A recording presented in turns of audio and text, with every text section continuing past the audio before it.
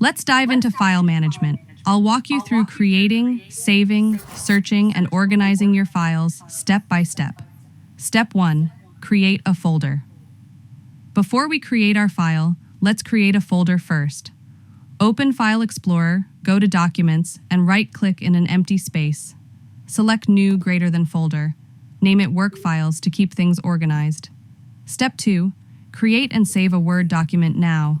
Open Word and type something like My First Document.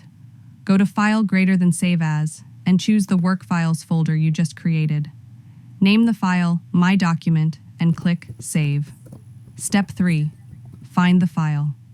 To find your file later, open File Explorer, click on Documents, and go into the Work Files folder. You'll see my document there. If you can't find it, use the search bar at the top. Type My Document and it will pop right up. Step 4. Organize your files. Now, let's keep everything neat. You can create other folders inside Work Files to organize by project or category. Step 5. Delete a file. If you want to delete the file, right-click on it and select Delete.